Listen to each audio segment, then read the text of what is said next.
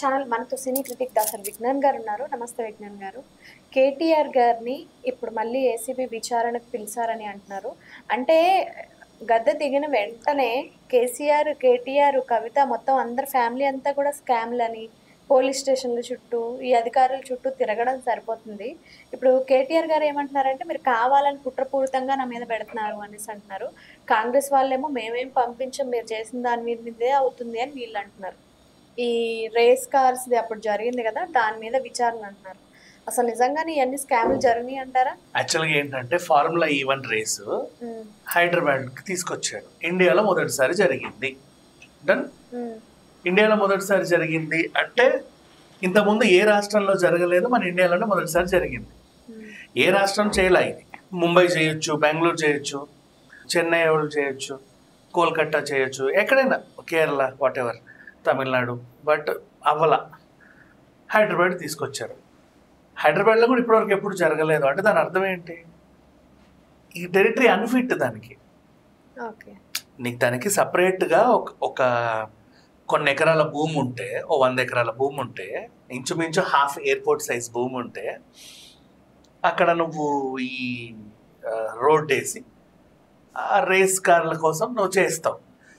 ఆ ఒక్క ఈవెంట్ కోసం అంత కన్స్ట్రక్షన్ వేస్ట్. అది ఒకసారి ఉంటుంది. అంటే రెగ్యులర్గా అలాంటి ఈవెంట్స్ అక్కడ అవుతూ ఉంటే అది ఓకే నీకు. ప్రజెంట్ మనది ఇంత డెవలప్ అయ్యే సిటీలో అంత స్పేస్ లేదు.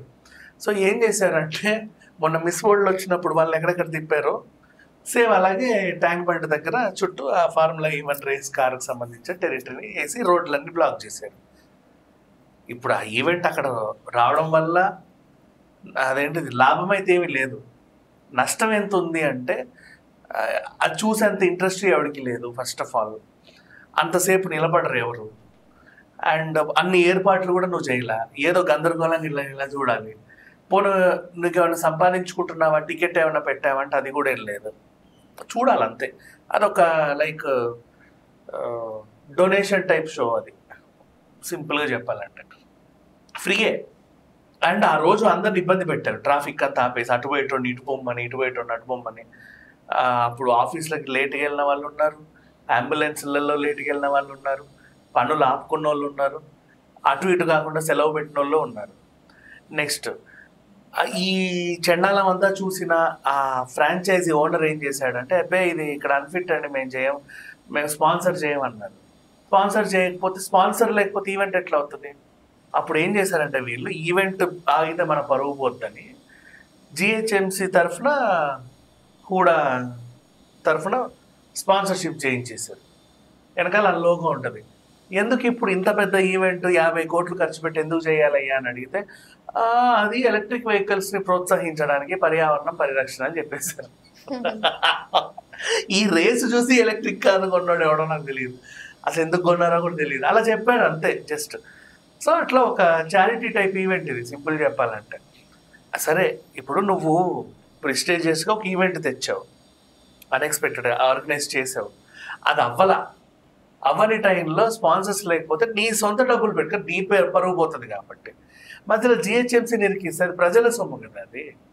వాడు ఎందుకు స్పాన్సర్ చేయాలి? వాడికి ఏంటి అవసరం? ఇప్పుడు జనాలందరికీ వచ్చి ఎలక్ట్రిక్ వెహికల్ వాడండి అని చెప్పే అవసరం వాడికి ఏంటి? ఎక్కడ అసలు పని లేదు చెప్పాలంటే, సింపుల్గా జీరో ఈవెంట్ అది అసలు ఇక్కడ అన్ఫిట్. అండ్ నెక్స్ట్, ఇప్పటివరకు ఇండియాలో ఎవడు చేయలేదు అంటే దాని అర్థం ఇండియాలో చేయకూడదని అర్థం. అంతేకాని నిన్ను చేయమని ఎవడు చెప్పాలా, చేసేసావు. లాస్ట్కి ఏదో సంతకాలు పెట్టేసి ఆ స్పాన్సర్షిప్ ఇది అనేసారు. ఇప్పుడు వచ్చిన తర్వాత అడిగారు క్వశ్చన్, ఎందుకు ఈవెంట్స్ చేశారు, 50 కోట్లు 55 కోట్లు ఎందుకు ఖర్చు పెట్టారు? ఇప్పుడు జిహెచ్ఎంసీలో ఖర్చు పెట్టావంటే పోనీ డ్రైనేజ్లో ఏమైనా బాగు చేసావా, లేదు సుందరీకరణ ఏమైనా చేసావా, తొట్టీలు పెట్టావా, మొత్తం ఫ్లైఓవర్ల చుట్టూ పెయింట్లు వేసావా? ఇవన్నీ లేవు. ఊరికి ఒక ఈవెంట్ చేసామని చెప్పావు. For what reason? అది నీ దూలకి నువ్వు పెట్టుకున్న ఈవెంట్. అది నీ పర్సనల్ డబ్బులు పెట్టుకొని చేయాలి. నీ పర్సనల్ డబ్బులు పెట్టుకున్నా సరే నీకు పర్మిషన్ లేదు. జనాలను ఇబ్బంది పెట్టే అంత అధికారం ఉంది కదా అని ఇష్టం ఉన్నట్టు ఏది పెడితే చేయొద్దు.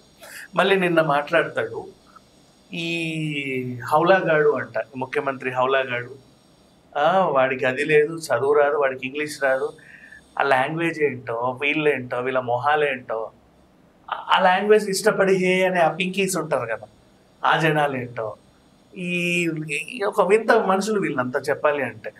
ఒక్కడికి అడ్రస్ లేదు. లాస్ట్ వీళ్ళు ఉన్న 10 yearsలో ఆ ఎమ్మెల్యేలందరినీ ఇట్లా నిలబెడితే అన్ని ఎడ్డి మొహాలే, ఒక్కడికి ఏమీ తెలియదు. తెలిసి ఇట్లా ఉంటారు.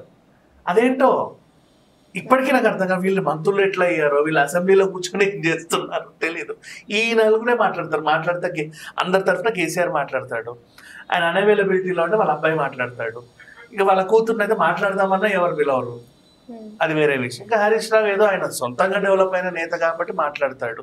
ఇకపోతే మిగతా వాళ్ళంటావు కాంగ్రెస్ నుంచి జంప్ అయిన వాళ్ళు కాబట్టి వాళ్ళకి ఆ నాలెడ్జ్ ఉంటుంది, వైఎస్ఆర్ దగ్గర పనిచేసిన వాళ్ళు కాబట్టి. ఆ సబిత గారు కావచ్చు, కానీ ఇప్పుడు కొంతమంది బయటకు వచ్చి కొంతమంది ఉన్నారు. ఇందులో పుట్టి డెవలప్ అయిన అన్ని ఎడ్డి మొహాలే.